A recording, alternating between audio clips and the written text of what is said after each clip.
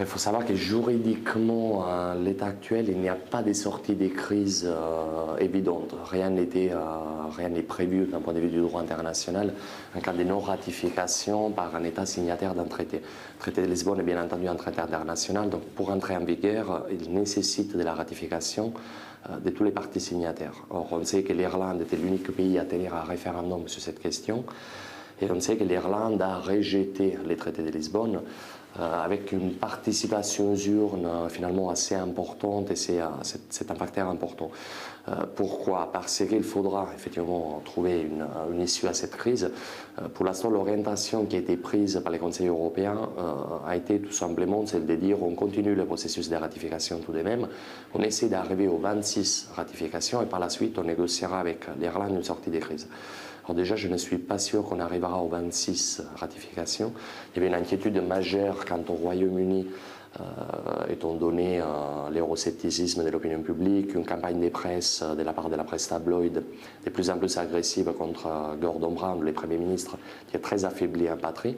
Ben, finalement, Gordon Brown a accompli un geste de courage politique remarquable. Il a fait ratifier les traités par la Chambre des Lords, malgré les Néo-Irlandais. Ça a été quelques jours après les Néo-Irlandais. Il reste des inquiétudes quant à la République tchèque, où le président Václav Klaus a déclaré que le traité de Lisbonne était mort, et par rapport à la Pologne, parce que la Pologne est un État qui est, disons, désavantagé par les nouveaux systèmes de vote qui incluent le traité de Lisbonne. Il faudrait rassurer les Irlandais en matière des droits de la famille, en disant que l'Union européenne ne va pas entacher leurs lois sur l'avortement. Il faudrait réaffirmer la neutralité militaire irlandaise, voire réaffirmer qu'il n'y aura pas d'harmonisation fiscale. Les Irlandais sont très attachés à leur niveau d'imposition qui est un des plus faibles en Europe.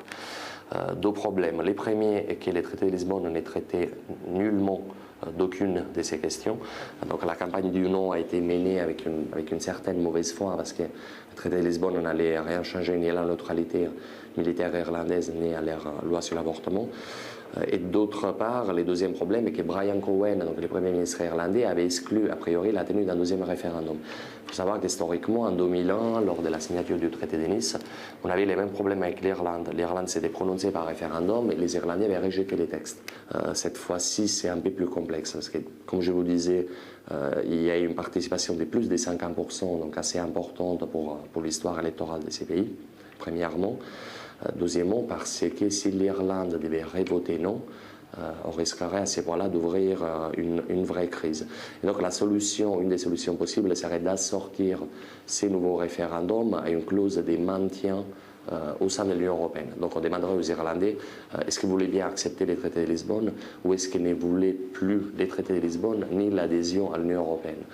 On peut se poser des questions sur la démocraticité d'un tel acte, exclure quelqu'un qui n'est pas d'accord avec les 26 autres États membres, et cependant, cela paraît être l'unique sortie des crises possible à l'heure actuelle.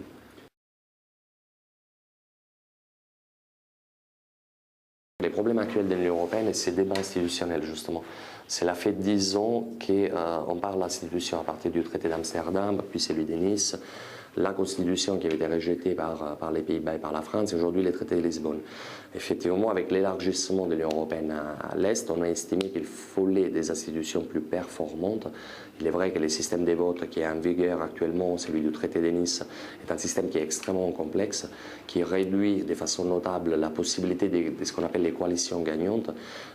Et donc, effectivement, cela provoque pour toute décision des compromis à 27 qui sont souvent des compromis à minima. Il est clair que l'Union européenne à 27 ne peut pas fonctionner de la sorte. Par contre, ce qu'il faut savoir, c'est que dans les traités de Lisbonne, il y avait bien un nouveau système de vote, mais ce nouveau système de vote ne serait pas rentré en vigueur totalement avant 2017. Donc il faut peut-être relativiser en quelque sorte l'importance des traités, des institutions dans la construction européenne. Quand on a créé la CECA et ensuite la Communauté économique européenne, il n'y avait pas d'institution. Ce n'est pas pour autant qu'on n'a pas fait des réalisations en Europe. Donc je crois qu'il faudrait, même avec les instruments actuels, voire en allant au-delà des instruments actuels, en cas de volonté politique forte de la part de certains États membres, rien, mais vraiment rien n'empêcherait les États européens d'aller de l'avant en matière de construction européenne. Or, ce qui me semble faire cruellement défaut aujourd'hui à la construction européenne, c'est justement le leadership, la capacité de leadership, la capacité volonté d'aller de l'avant et de pouvoir finalement se soucier véritablement des inquiétudes de l'opinion publique. Un discours très à la mode aujourd'hui voudrait que l'Union européenne ne s'inquiète pas assez des citoyens. Il faut savoir que l'Union européenne est une institution qui a été créée par les États membres et qui dispose des compétences qui lui ont été confiées par les États membres. Donc si les États membres ont décidé, à travers les traités de Maastricht, puis les traités d'Amsterdam, que l'Union européenne devait disposer d'une monnaie commune, disposer d'une banque centrale européenne, mais qu'on ne prévoyait pas un gouvernement économique de la zone euro, cela ne peut pas être à la faute de l'Union européenne. Ce sont les États membres qui en ont décidé ainsi.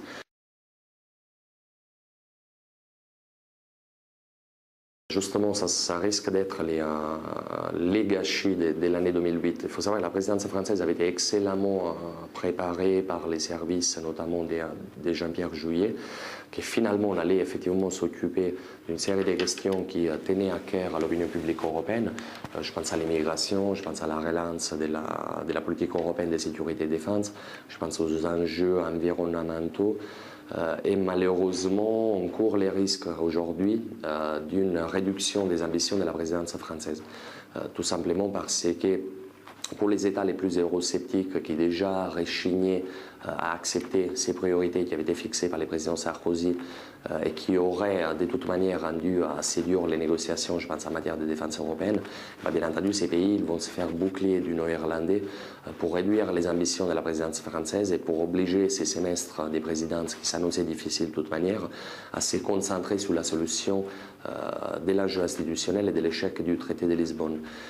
Donc malheureusement, toutes les énergies qui avaient été mises en place à Paris pour faire avancer des sujets effectivement importants pour les opinions publiques européennes risquent de ne pas pouvoir être déployées et on risque d'aller vers des conseils européens dans lesquels l'enjeu du traité de Lisbonne sera présent. Donc effectivement, on peut estimer que la première victime du non-irlandais au traité de Lisbonne risque d'être la présidence française, à moins que la présidence française démontre un véritable courage politique, un coup d'airain qui pourrait, en associant un certain nombre d'États, aller vers des propositions importantes. En quelque sorte, l'Union européenne s'est toujours construite, elle a toujours avancé dans les moments de crise. Aujourd'hui, on est dans un moment de crise. Si Nicolas Sarkozy et tous les membres du gouvernement français auront le courage politique nécessaire pour imposer des choix importants à leurs homologues européens, on pourrait avoir des surprises de cette présidence et on pourrait effectivement arriver à des réalisations concrètes qui sont appelées par tous les chefs d'État et de gouvernement aujourd'hui en Europe.